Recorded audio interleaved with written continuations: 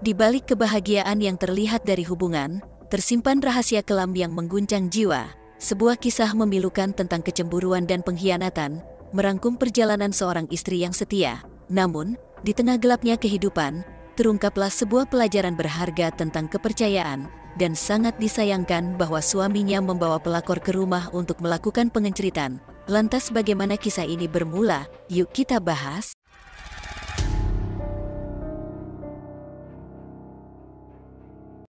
Seorang wanita bernama Rani Anggraini, berusia 20 tahun, tinggal di Jalan Makmur di Desa Sambiro, Kecamatan Percutuan, Kabupaten Deli Serdang, Jawa Timur, bersama suaminya yang bernama Juanda, yang berusia 22 tahun.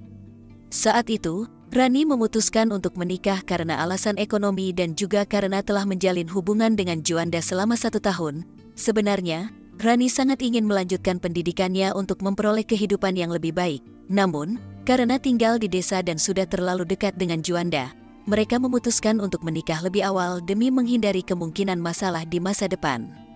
Rani merasa bersyukur memiliki suami yang sangat menyayanginya, meskipun mereka mengalami beberapa masalah dalam hubungan mereka karena usia mereka yang masih muda. Meskipun begitu, Rani merasa ragu untuk berbagi kegelisahannya kepada siapapun, meskipun hal tersebut sudah menjadi rahasia umum di kalangan keluarga dan tetangga. Hal ini pernah ia ungkapkan dalam caption statusnya di media sosial. Rani sangat menginginkan kehadiran buah hati setelah 4 tahun menikah, namun sayangnya belum juga dikaruniai momongan. Suatu hari, Rani merasa ada yang berbeda dari sikap suaminya. Ia merasa curiga akan adanya perselingkuhan.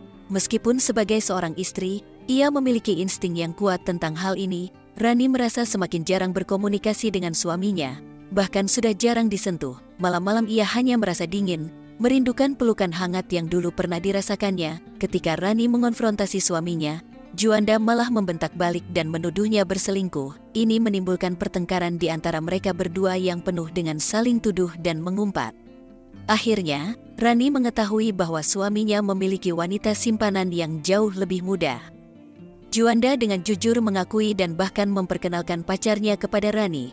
Ini sangat menghancurkan hati Rani. Namun karena ia tidak memiliki keterampilan atau penghasilan sendiri, ia terpaksa bertahan dalam pernikahannya. Juanda bahkan memamerkan hubungannya dengan pacarnya di depan Rani tanpa memedulikan perasaan istrinya. Rasa sakit yang dirasakan oleh Rani begitu dalam, namun ia terpaksa menerima perlakuan suaminya yang menyakitkan.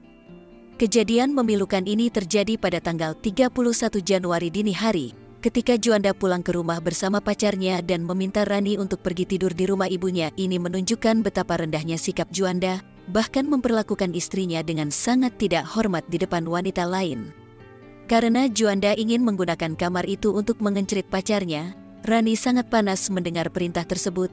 Ia tidak rela pelakor masuk ke kamarnya, terutama ke rumahnya. Meskipun biasanya ia pasrah, kali ini Rani menegaskan bahwa ia tidak akan pindah dari kamarnya. Pertengkaran pun tak terhindarkan karena Rani sangat kesal dengan perilaku suaminya.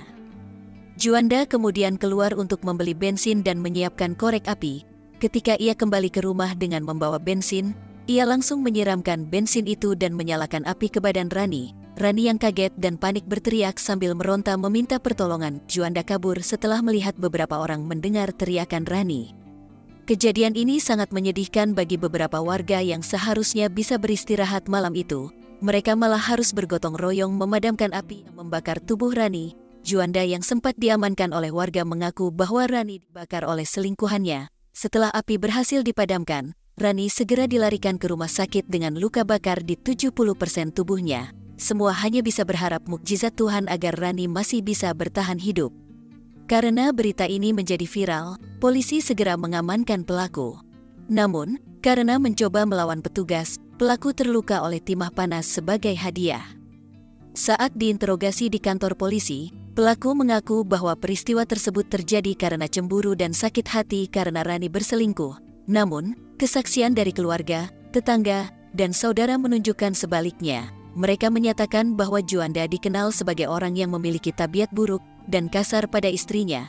Bahkan, pelaku datang ke rumah dengan selingkuhannya pada malam kejadian, yang membuat Rani marah dan tidak terima.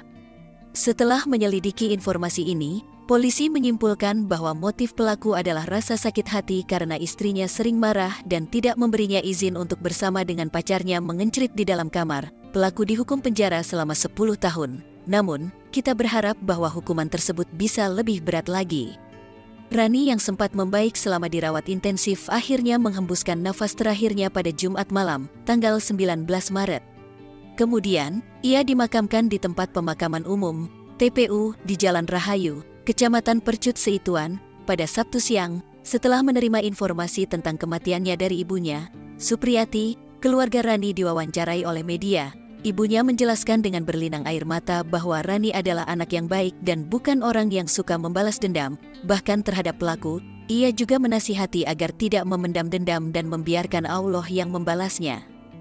Pelajaran yang bisa kita ambil dari kasus ini adalah jangan pernah membiarkan orang ketiga masuk ke dalam rumah kita, kecuali jika kita siap menanggung risikonya. Penting untuk membangun komunikasi yang baik dan saling percaya dalam pernikahan. Jangan biarkan konflik atau kecurigaan menguasai pikiran kita sehingga membawa dampak yang merusak. Kita juga harus memahami bahwa kekerasan dalam rumah tangga tidak pernah dapat diterima. Kita semua harus berusaha untuk menjaga hubungan yang sehat dan saling menghormati satu sama lain. Kesadaran akan pentingnya mengendalikan emosi dan menyelesaikan konflik dengan cara yang baik juga merupakan pesan yang dapat diambil. Terakhir, belajarlah untuk memaafkan dan membiarkan Tuhan yang menyelesaikan segala keadilan. Bagaimana tanggapan kalian? Apakah hukuman yang diterima sudah sesuai? Silakan komen di bawah, serta jangan lupa like dan subscribe.